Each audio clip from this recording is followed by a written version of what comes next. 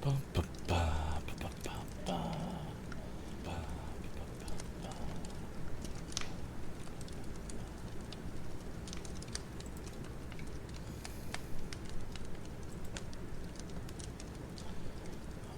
Okay, gotta change that, right?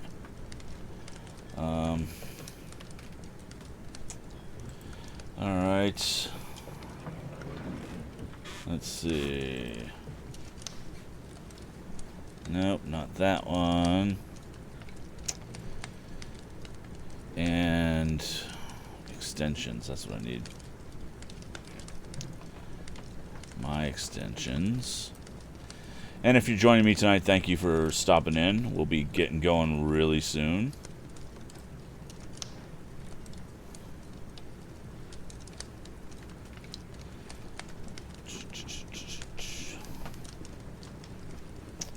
Let's see. Nope, we're going to change this.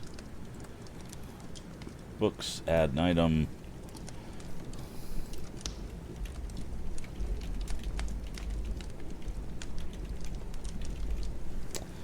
And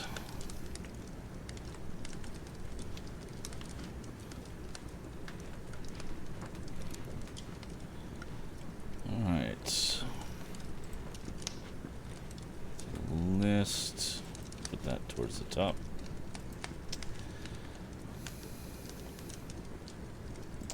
There we go. And I guess I don't have to do anything more than that. Alright, go back to the channel here. Want to make sure that's all set.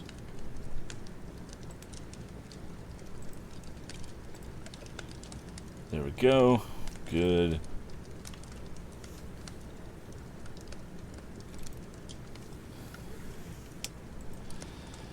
Alright, and we will be getting all the notifications out now.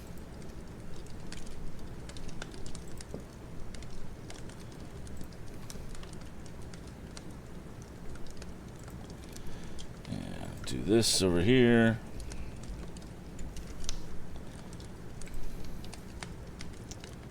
And over here.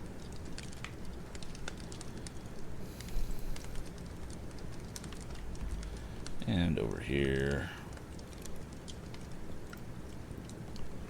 And over here.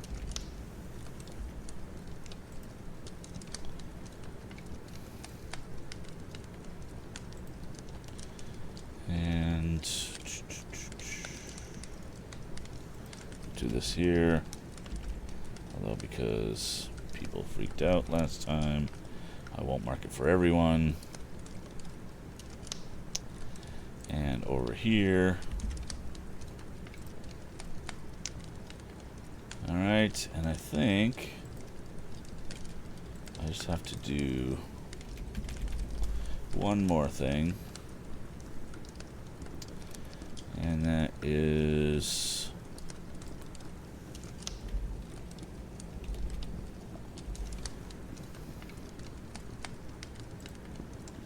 go here, create a post.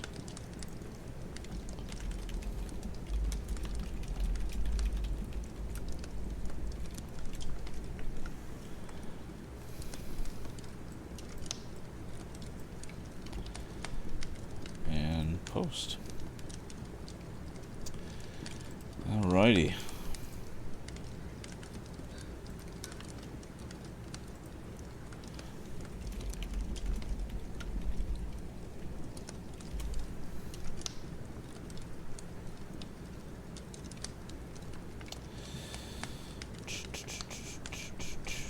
Okay. So we get that there. And hey, Skippy, how you doing, buddy? Alright, so we're going to be going pretty soon. Hey, do me a favor, Skippy, and do you get Amazon? Yeah, I don't know that. Yeah, that does look weird, right? It looks like, I don't know. That really is weird. But it looks like maybe fire of some sort, or smoke. But then there's that weird curly Q thing around the end of it. I don't know. That's very strange. Perhaps we'll find out. So, what I was going to ask is, do you have the Amazon Blacksmith link in the channel? Do you get that?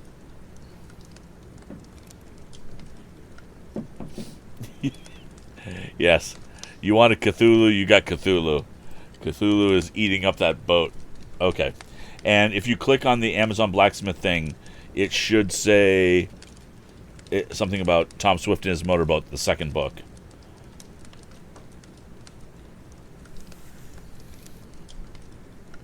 As well as the first book. But I'm trying to link those. Oh, cool. Hey, Black Airy. Hey, Fourth Eye. Oh yeah. What the heck? I gotta find out why that's doing that.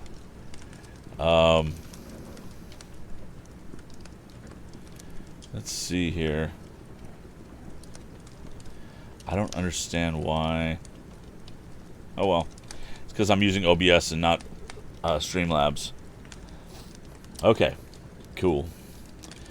Alright, so thank you guys for joining me tonight, and we're just going to jump right into it. This is the beginning of book 2 in the Tom Swift series, Tom Swift and His Motorboat. The alternate title of it is The Rivals of Lake Carlopa, continuing adventures of Tom Swift. For any new listeners, tonight begins book 2. Basically, this is just a podcast where I want to just read stories to people. And the whole point is just to sit back, relax, chill out. You may hear some crackling in the background. Imagine a fireplace in your background. And just chill out and listen to me tell a story over however many weeks you listen. So, we're going to just jump right into it. Chapter 1. A Motorboat Auction. "Where are you going, Tom?" asked Mr. Barton Swift of his son as the young man was slowly pushing his motorcycle out of the yard toward the country road. "You look as though you had some object in view." "So I have, Dad. I'm going over to Lanton." "To Lanton? What for?" "I want to have a look at that motorboat." "Which boat is that, Tom? I don't recall your speaking about a boat over at Lanton. What do you want to look at it for?" "It's the motorboat those fellows who had tried to get away with your turbine model invention, Dad. The one they used at the old General Harkness mansion in the woods near the lake, and the same boat that fellow used when he got away from me the day that I was chasing him here." "Oh, yes, I remember now. But what is that boat doing over at Lanton?" "That's where it belongs. It's the property of Mr. Bentley Hastings. The thieves stole it from him, and when they ran away from the old mansion, the time Mr. Damon and I raided the place, they left the boat on the lake. I turned it over to the county authorities, and they found out it belonged to Mr. Hastings. He has it back now, but I understand it's somewhat damaged, and he wants to get rid of it. He's going to sell it at auction today, and I thought I'd go over and take a look at it. You see—" "Yes, I see, Tom," exclaimed Mr. Swift with a laugh. "I see what you're aiming at. You want a motorboat, and you're going all around Robin Hood's barn to get at it." "No, Dad, "Oh, I know you, Tom, my lad," interrupted the inventor, shaking his finger at his son, who seemed somewhat confused. "You have a nice rowing skiff and a sailboat, yet you're hankering for a motorboat. Come now, own up, aren't you?" "Well, Dad, a motorboat certainly would go fine on Lake Carlopa. There's plenty of room to speed her, and I wonder if there aren't more of them. I was going to see what Mr. Hastings' boat would sell for, but I didn't exactly think of buying it. Still—" "But you wouldn't buy a damaged boat, would you?" It isn't much damaged, and in his eagerness, the young inventor, for Tom Swift had taken out several patents, stood his motorcycle up against the fence and came closer to his father. "It's only slightly damaged," he went on. "I can easily fix it. I looked it all over before I gave it in charge of the authorities, and it's certainly a fine boat. It's worth $900, or it was when it was new."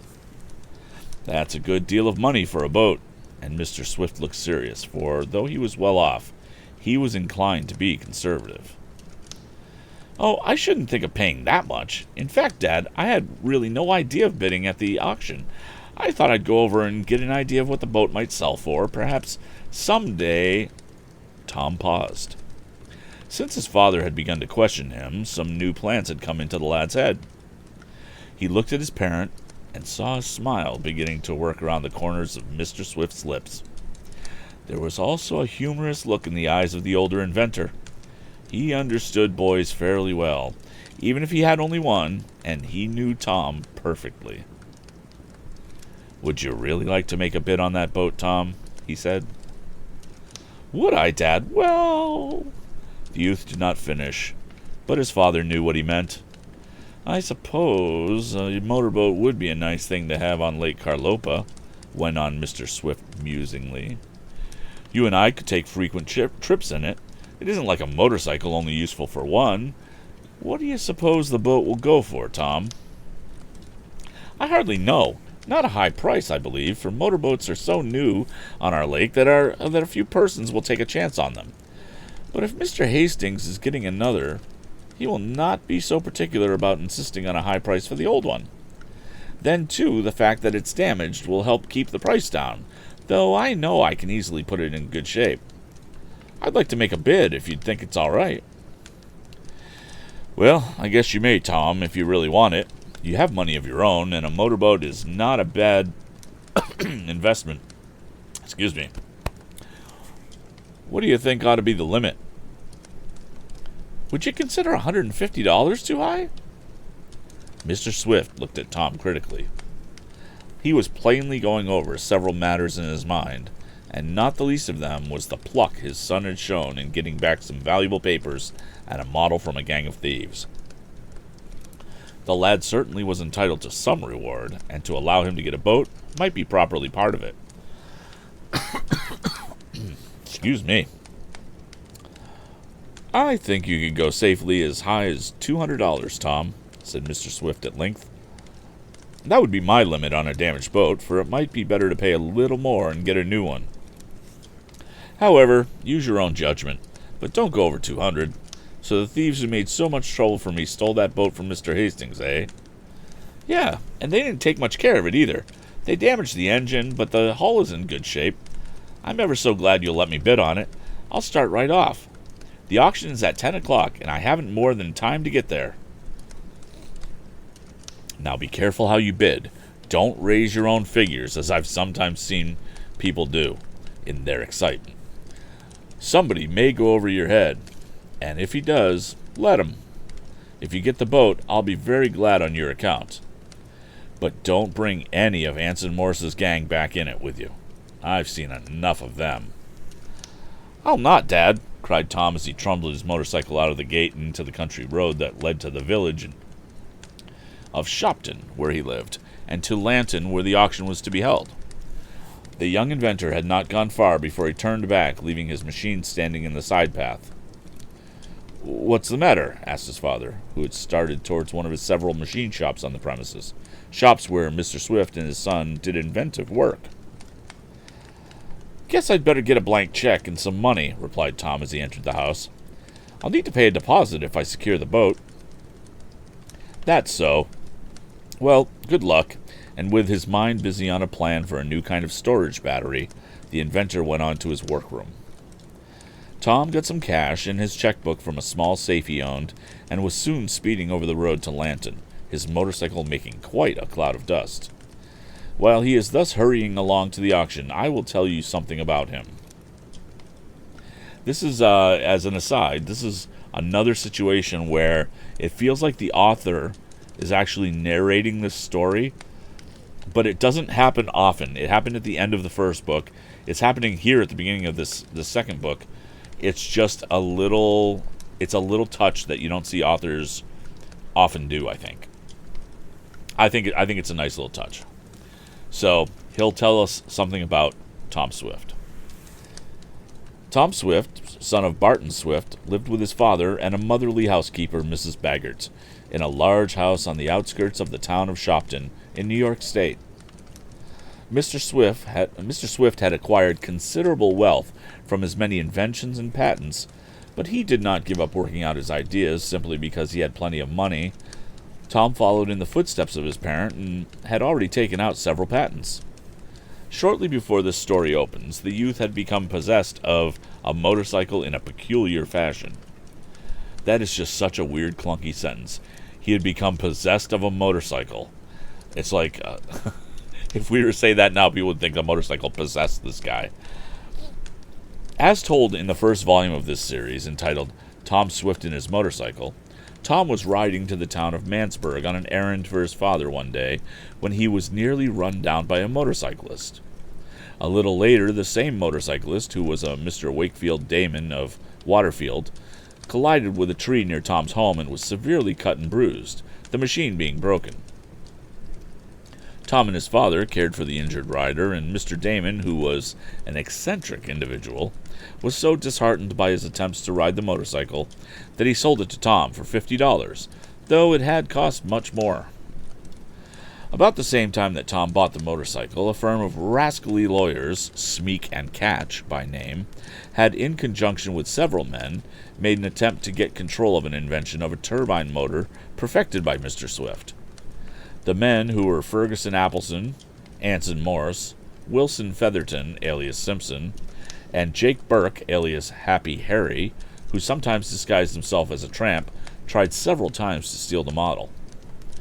Their anxiety to get it was due to the fact that they had invested a large sum in a turbine motor invented by another man, but their motor would not work, and they sought to steal Mr. Swift's. Tom was sent to Albany on his motorcycle to deliver the model and some valuable papers to Mr. Crawford of the law firm of Reed and Crawford of Washington, attorneys for Mr. Swift. Mr. Crawford had an errand in Albany and had agreed to meet Tom there with the model. But on the way, Tom was attacked by the gang of unscrupulous men, and the model was stolen. He was assaulted and carried far away in an automobile.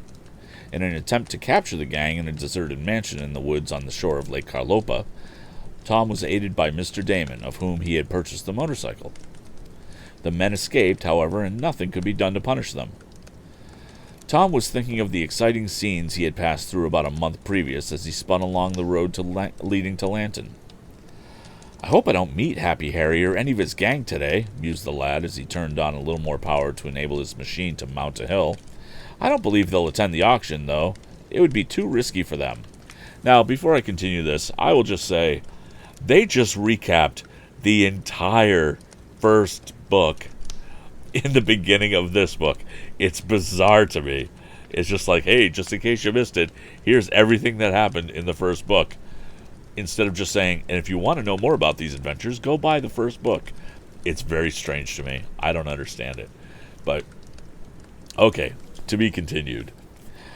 As Tom swung along at a rapid pace, he heard behind him the puffing of an automobile with the muffler cut out. He turned and cast a hasty glance behind him. "I hope that ain't Andy Foger or any of his cronies," he said to himself. "He might try to run me down just for spite. He generally rushes along with the muffler open so as to attract attention and make folks think he has a racing car." It was not Andy, however, as Tom saw a little later as a man passed him in a big touring car. Andy Foger, as my readers will recollect, was a red-haired, squinty-eyed lad with plenty of money and not much else. He and his cronies, including Sam Snedeker, nearly ran Tom down one day when the latter was on his bicycle, as told in the first volume of this series. Andy had been off on a tour with his chums during the time when Tom was having such strenuous adventures and had recently returned. "If I can only get that boat," mused Tom as he swung back to the middle of the road after the auto had passed, "I will certainly have lots of fun. I'll make a week's tour of Lake Carlopa and take Dad and Ned Newton with me. Ned was Tom's most particular chum, but as young Newton was employed in the Shopton Bank, the lad did not have much time for pleasure. Lake Carlopa was a large body of water, and it would take a moderately powered boat several days to make a complete circuit of the shore, so cut up into bays and inlets was it. In about an hour, Tom was at Lanton, and as he neared the home of Mr. Hastings, which was on the shore of the lake, he saw quite a throng going down towards the boathouse. There'll be some lively bidding, thought Tom as he got off his machine and pushed it ahead of him through the drive and down towards the river. I hope they don't go above $200, though. "Get out of the way," called a sudden voice, and looking back, Tom saw that an automobile had crept up silently behind him. In it were Andy Foger and Sam Snedeker. "Why don't you get out of the way?" petulantly demanded the red-haired lad. "'Cause I don't choose to," replied Tom calmly, knowing that Andy would never dare to speed up his machine on the slope leading down to the lake. "Go ahead, bump 'em," the young inventor heard Sam whisper. "You better try it if you want to get the best trouncing you ever had," cried Tom hotly. "Huh, I suppose you think you're going to bid on that boat," sneered Andy. "Is there any law against it?" asked Tom. "Huh, well, you'll not get it. I'm going to take that boat," retorted the squinty-eyed bully. "Dad gave me the money to get it." "All right," answered Tom noncommittally. "Go ahead. It's a free country."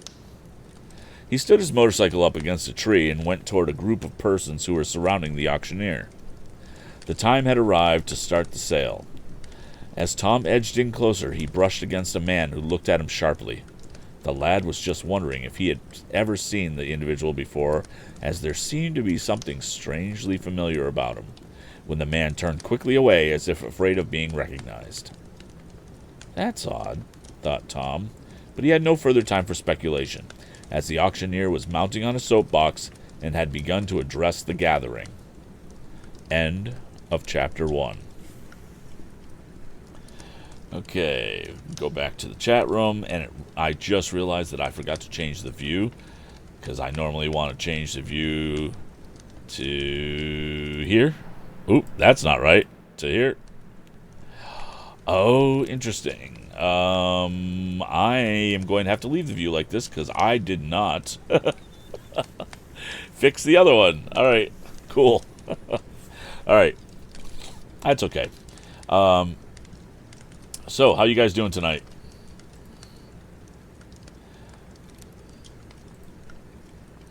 So, I know Skippy got caught up on the book. Don't know if anybody else had yet. But it's good to see you there. Really do appreciate it. Okay. So, let's... Isn't that weird, Skippy? It is very weird. Skippy is saying it's kind of weird hearing the summary of the previous book instead of a suggestion to read it. Yeah, as kind of a recap, Victor Appleton wasn't a real person.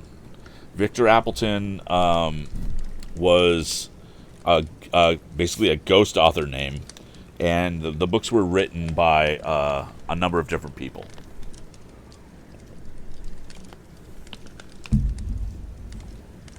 So maybe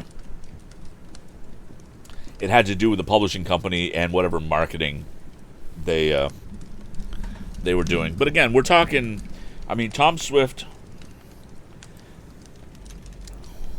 Let's see. Tom Swift and His Motorboat was written in 1910. So Tom Swift and His Motorcycle was also written in 1910.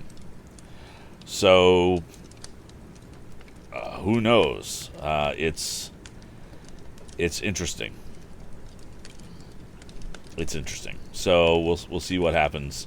I have a feeling that these books go a certain way, and my guess is that the next book probably starts with a recap of the first book.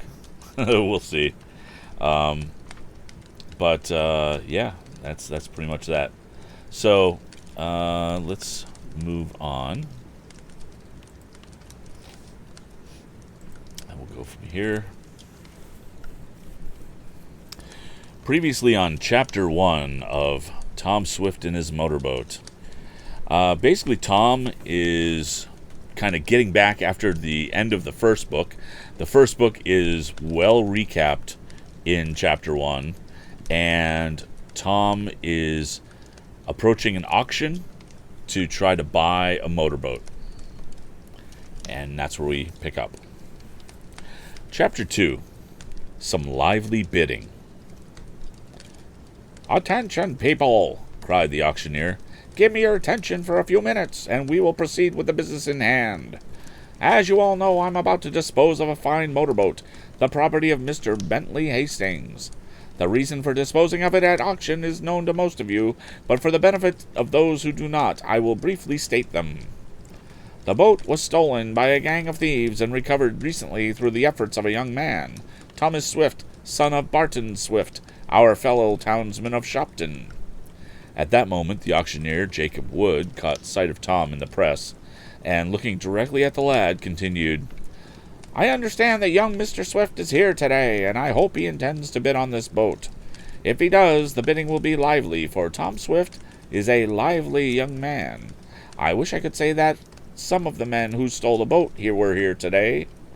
The auctioneer paused, and there were some murmurs from those in the throng as to why such a wish would be uttered. Tom felt someone moving near him, and looking around, he saw the same man with whom he had come in contact before. The person seemed desirous of getting out on the edge of the crowd, and Tom felt a return of his vague suspicions. He looked closely at the fellow, but couldn't trace any resemblance to any of the men who had daringly stolen his father's model. "The reason I wish they were here today," went on Mr. Wood, "is that some men did some slight damage to the boat, and if they were here today, we would make them pay for it. However, the damage is slight and can be easily repaired. I mention that as Mr. Hastings desired me to. Now we will proceed with the bidding, and I will say that an opportunity will first be given all to examine the boat. Perhaps Tom Swift will give us his opinion on the state of it, as we know he is well qualified to talk about machinery." All eyes were turned on Tom, for many knew him. "I guess I know about as much about boats and motors as he does," sneered Andy Foger. "He isn't the only one in this crowd. Why didn't the auctioneer ask me?" "Keep quiet," begged Sam Snedeker. "People are laughing at you, Andy." "I don't care if they are," muttered the sandy-haired youth. "Tom Swift needn't think he's everything." "If you will come down to the dock," went on the auctioneer, "you can all see the boat, and I would be glad to have young Mr. Swift give us the benefit of his advice." The throng trooped down to the lake, and blushing somewhat, Tom told what the matter was with the motor and how it could be fixed. It was noticed that there was less enthusiasm over the matter than there originally had been, for certainly the engine, rusty and out of order as it was, did not present an attractive sight. Tom noted that the man who had acted so strangely did not come down to the dock. "Guess he can't be much interested in the motor," decided Tom. "Now then, if it's all the same to you folks, I'll proceed with the auction here," went on Mr. Wood. "You can all see the boat from here. It is, as you see, a regular family launch and will carry 12 persons comfortably. With a canopy fitted to it, a person could cruise all about the lake and stay out overnight, for you could sleep on the seat cushions. It's 21 feet in length and has a 5.5-foot beam, the design being what is known as a compromise stern. The motor is a double-cylinder two-cycle one of 10 horsepower. It has a float-feed carburetor, mechanical oiler, and the ignition system is the Jump Spark, the best for this style of motor. The boat will make 10 miles an hour with 12 in, and of course, more than that with a lighter load. A good deal would depend on the way the motor is managed. Now, as you know, Mr. Hastings wishes to dispose of the boat, partly because he does not wish to repair it, and partly because he has a newer and larger one. The craft, which is named Carlopa, by the way, cost originally $900. It could not be purchased new today in many places for $1,000. Now, what am I offered in its present condition? Will anyone make an offer? Will you give me $500? The auctioneer paused and looked critically at the throng. Several persons smiled. Tom looked worried. He had no idea that the price would start so high. Well, perhaps that's a bit stiff, went on Mr. Wood. Shall we say $400? Come now, I'm sure it's worth $400. Who'll start it at $400? No one would, and the auctioneer descended to $300, then to $200, and finally, as if impatient, he called out, Well, will anyone start at $50? Instantly, there were several cries of, I will. I thought you would, went on the auctioneer. Now we will get down to work. I'm offering $50 for this 21-foot, 10-horsepower family launch. Will anyone make it $60? $60, called out Andy Foger in a shrill voice. Several turned to look at him.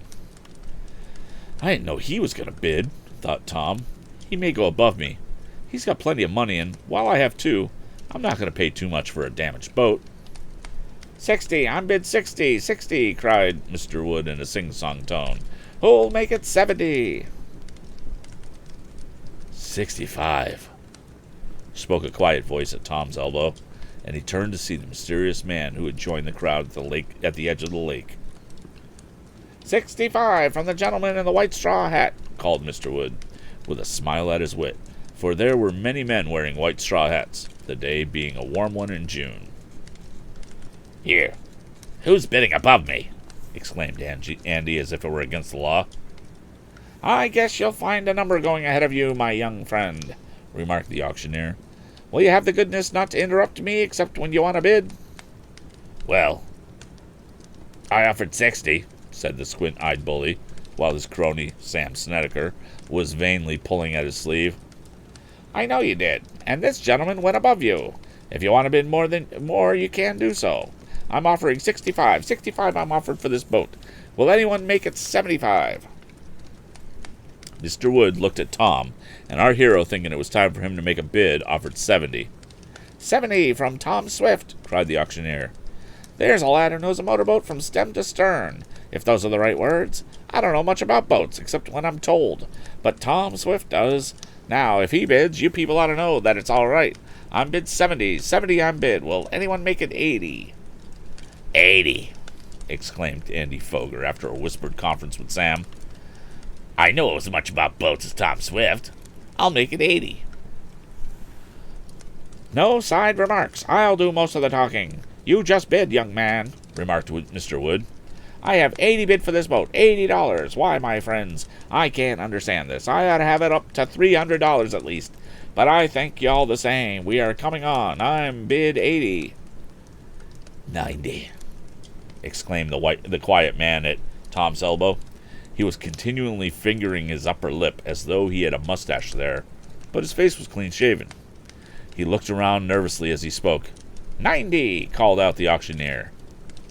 95, returned Tom. Andy Foger scowled at him, but the young inventor only smiled. It was evident that the bully did not relish being bid against. He and his crony whispered together again. 100, called Andy, as if no one would dare go above that. I'm offered an even 100, resumed Mr. Wood. We are certainly coming on. 100 I'm bid, 100, 100, 100, and 5, said the strange man hastily, and he seemed to choke as he uttered the words. Oh, come now. We ought to have at least $10 bids from now on, suggested Mr. Wood. Won't you make it 110? The auctioneer looked directly at the man, who seemed to shrink back into the crowd. He shook his head, cast a sort of despairing look at the boat, and hurried away. That's queer, murmured Tom. I guess that was his limit, yet if he wanted the boat badly, that wasn't a high price. Who's going ahead of me? Demanded Andy in a loud tone. Keep quiet, urged Sam. We may get it yet. Yes, don't make so many remarks, counseled the auctioneer. I bet 105. Will anyone make it 125? Tom wondered why the man had not remained to see if his bid was accepted. for no one raised it at once. But he hurried off and did not look back. Tom took a sudden resolve. 125, he called out. Now that's what I like to hear, exclaimed Mr. Wood. Now we're doing business. 125 from Tom Swift. Will anyone offer me 50? Andy and Sam seemed to be having quite some dispute. Let's make him quit right now, suggested Andy in a hoarse whisper. You can't, declared Sam. Yes, I can. I'll go up to my limit right now. And someone will go above you. Maybe Tom will. I don't believe he can afford to. Andy came back with, I'm going to call his bluffs. I believe he's only bidding to make others think he wants it. I don't believe he'll buy it. Tom heard what was said, but did not reply. The auctioneer was calling monotonously, I'm bid 125, 25. Will anyone make it 50? 150, sang out Andy, and all eyes were directed toward him. 60, said Tom quietly. Here you, began the red-haired lad. You. That'll do, exclaimed the auctioneer sternly. I'm offered 160. Now who'll give me an advance? Who'll want to get the boat up to 200, and then the real bidding will begin? Tom's heart sank. He hoped it would be some time before a $200 offer would be heard. As for Andy Foger, he was almost speechless with rage. He shook off the restraining arm of Sam, and worming his way to the front of the throng, exclaimed, I'll give... wrong voice. I'll give $175 for that boat. Good, cried the auctioneer. That's the way to talk. I'm offered 175. 80, said Tom quietly, though his heart was beating fast. Well, of all the... began Andy, but Sam Snedeker dragged him back. You haven't got any more money, said the bully's crony. You better stop now. I will not. I'm going home for more. I must have that boat. It'll be sold when you get back. Haven't you got any money you can lend me? Inquired the squint-eyed one, scowling in Tom's direction. No, not a bit. There, someone raised Tom's bid. At that moment, a man in the crowd offered $181. Small amounts, thankfully received, said Mr. Wood with a laugh. Then the bidding became lively, number making $1 advances. The price got up to $195, and there it hung for several minutes, despite the eloquence of Mr. Wood, who tried by all his persuasive powers to get a substantial advance. But everyone seemed afraid to bid. As for the young inventor, he was in a quandary. He could only offer $5 more, and if he bid it in a lump, someone might go to 205, and he would not get the boat. He wished he had secured permission from his father to go higher, yet he knew that as a fair proposition, $200 was about all the motorboat in its present condition was worth, at least to him. Then he made a sudden resolve. He thought he might as well have the suspense over. $200, he called boldly. I'm offered 200, repeated Mr. Wood. That is something I like. Now who'll raise that? There was a moment of silence. Then the auctioneer swung into an enthusiastic description of the boat. He begged for an advance, but none was made, though Tom's heart seemed in his throat, so afraid was he that he would not get the Carlopa. 200, 200, droned on Mr. Wood. I'm offered 200. Will any of you go any higher? He paused a moment, and Tom's heart beat harder than ever. If not, resumed the speaker, I will declare the bidding closed. Are you all done? Once? Twice? 3 times? $200. Going, gone. He clapped his hands. The boat is sold to Thomas Swift for $200. If he'll step up, I'll take his money.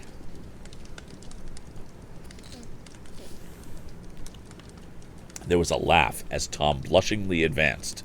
He passed Andy Foger, who had worked his way over near him. You got the boat, sneered the bully, and I suppose you think you got ahead of me. Keep quiet, begged Sam. I won't.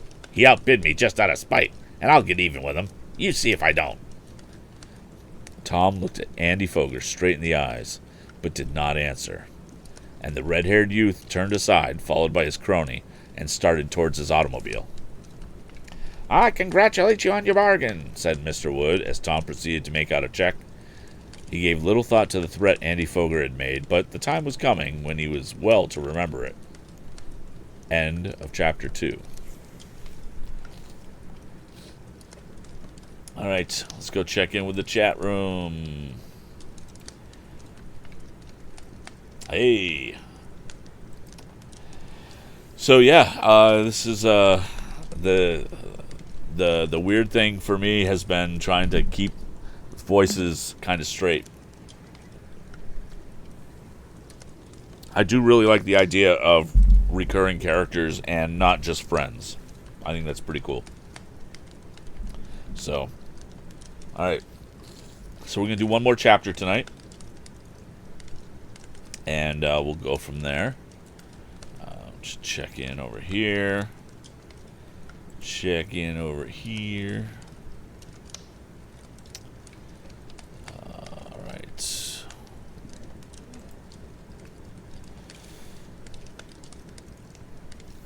All right. Bring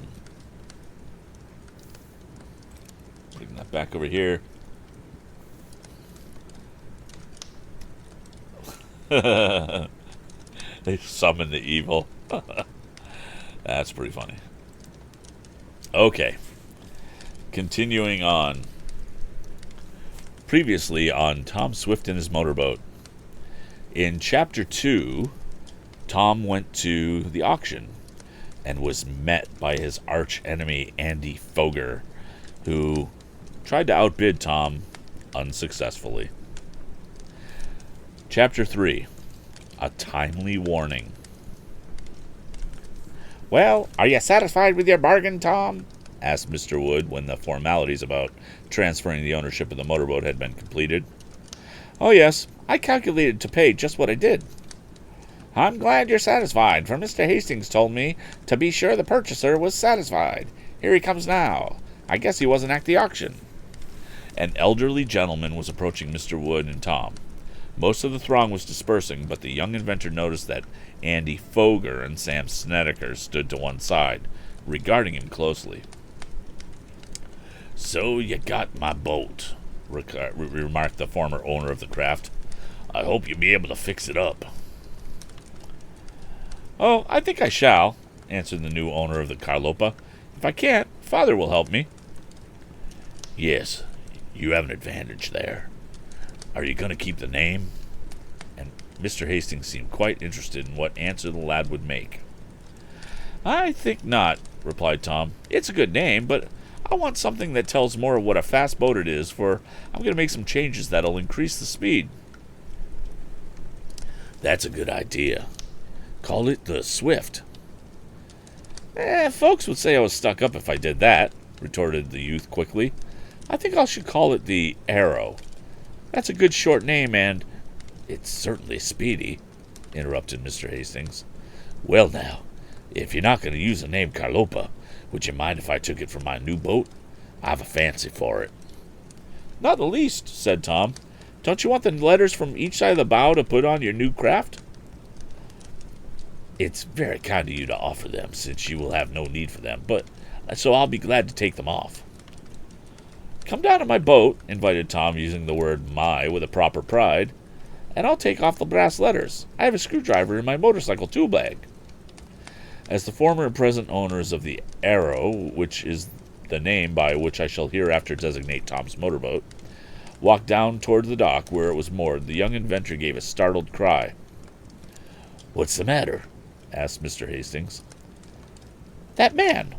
See him in my motorboat? Cried Tom. He pointed to the craft in the lake. A man was in the cockpit and seemed to be doing something to the forward bulkhead, which closed off the compartment holding the gasoline tank. Who is he? Asked Mr. Hastings, while Tom started on a run towards the boat. I don't know. Some man who bid on the boat at the auction, but who didn't go high enough, answered the lad. As he neared the craft, the man sprang out, ran across the lakeshore for a short distance, and then disappeared amid the bushes which bordered the estate of Mr. Hastings. Tom hurriedly entered the Arrow. "Did he do any damage?" asked Mr. Hastings. "I guess he didn't have time," responded Tom, "but he was tampering with the lock on the door of the forward compartment. What's in there?" "Nothing but the gas tank. I keep the bulkhead sliding door locked on general principles. I can't imagine what the fellow would want to open it for. There's nothing of value in there. Perhaps he isn't right in his head." "Was he a tramp?" "No, he was well dressed, but he seemed very nervous during the auction, as if he was disappointed not to have secured the boat. Yet, what could he want in that compartment? Have you the key to the lock, Mr. Hastings?" "Yes, it belongs to you now, Mr. Swift," and the former owner handed it to Tom, who quickly unlocked the compartment. He slid back the door and peered within, but all he saw was the big galvanized tank. "Nothing in there he could want," commented the former owner of the craft. "No," agreed Tom in a low voice. "I don't see what he wanted to open the door for."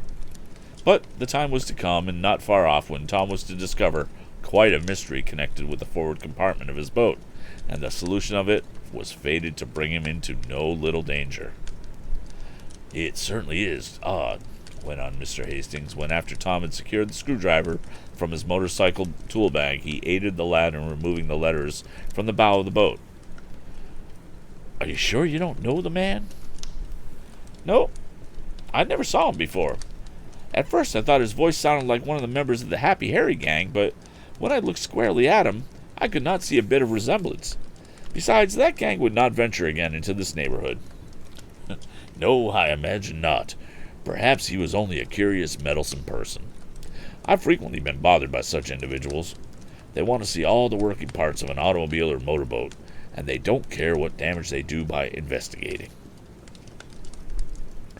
Tom did not reply, but he was pretty certain that the man in question had more of an object than mere curiosity in tampering with the boat. However, he could discover no solution just then, and he proceeded with the work of taking off the letters. "What you gonna do with your boat now that you have it?" asked Mr. Hastings. "Can you run it down to your dock in the condition in which it is now?" "No. I shall have to go back home, get some tools, and fix up the motor. It'll take a half a day at least. I'll come back this afternoon and have the boat at my house by night. That is, if I may leave it at your dock here." "Certainly, as long as you like." The young inventor had many things to think about as he rode toward home, and though he was somewhat puzzled over the actions of the stranger, he forgot about that in anticipating the pleasure he would have when the motorboat was in running order. "I'll take Dad off on a cruise about the lake," he decided. "He needs a rest, for he's been working hard and worrying over the theft of the turbine motor model. I'll take Ned Newton for some rides, too, and he can bring his camera along and get lots of pictures. Oh, I'll have some jolly sport this summer." Jolly sport, yeah. Tom was riding swiftly along the country road and was approaching a steep hill, which he could not see until he was close to it, owing to a sharp turn. As he was about to swing around it and go swiftly down the steep declivity, he was startled by hearing a voice calling to him from the bushes at the side of the road. Hold on, Mr. Swift," cried the man, suddenly popping into view. "Don't go down that hill." "Why, it's Eradicate Sampson!" exclaimed Tom, quickly shutting off the power and applying the brakes. "What's the matter, Rad? Why shouldn't I go down that hill?" "Because, Mr. Swift, there's a powerful monstrous tree trunk right across the road at the place where you can't see it till you get right on top of it. If you hit that tree on your machine," he called it the lickety-split machine, "on the lickety-split machine, you sure would land in Kingdom Come. Don't go down that hill." Tom leaped off his machine and approached the man. Eradicate Simpson did odd jobs in the neighborhood of Shopton, and more than once Tom had done him favors in repairing his lawnmower or his wood sawing machine. In turn, Eradicate had given Tom a valuable clue as to the hiding place of the model thieves. Not model thieves, they weren't the best thieves ever. Okay. How'd the log get across the road, Rad? Asked Tom. I don't know, Mr. Swift. I've seen it when I was coming along with the mule Boomerang and tried to get it out of the way, but I couldn't. Then I left Boomerang in my wagon down in the foothills and came up here to get a long pole to pry the log out of the way. I didn't think anybody would come along, because this road just doesn't get traveled much. I took a shortcut, said the lad. Come on, let's take a look at the log. Leaving his machine at the top of the slope, the young inventor accompanied the man down the hill. At the foot of it, well hidden from the sight of anyone who might come riding down, was a big log. It was all the way across the road. That never fell there, exclaimed Tom in some excitement. That never rolled off a load of logs, even if there had been one along, which there wasn't. That log was put there. Do you think that, Mr. Swift? Asked Eradicate, his eyes getting big. I certainly do, and if you hadn't warned me, I might have been killed. Oh, I heard your lickety-split machine chugging along when I was in the bushes looking for a prying pole. And I heard out to warn you because I know I could leave Boomerang safe because he's asleep. Well, I'm glad you warned me, went on the youth solemnly. Then, as he went closer to the log, he uttered an exclamation. That's been dragged here by an automobile, he cried. It's been done on purpose to injure someone. Come on, Rad, let's see if we can't find out who did it. Something on the ground caught Tom's eye. He stooped and picked up a nickel-plated wrench. This may come in handy as evidence, he murmured. End of chapter 3. So, my guess, and I haven't read ahead, but my guess is that old enemy Andy Foger probably put it there. I don't know. We'll see. So that is going to kind of conclude the reading for tonight. We'll start on chapter 4 on Sunday. And if you are watching this on YouTube, I would really appreciate you leaving a comment down below. If you're watching it live, thank you, and go ahead and click that follow button so you know next time we are streaming. If you have already done those things and haven't followed me on Twitter, you can go ahead and follow me at VO by Kurt. And you can follow it on Facebook at facebook.com/storytimewithkurt. And we will see you next time.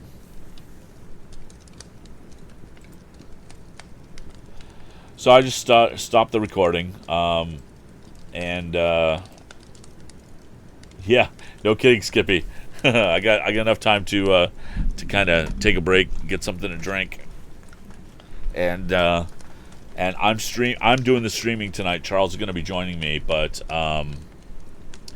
yeah, it's going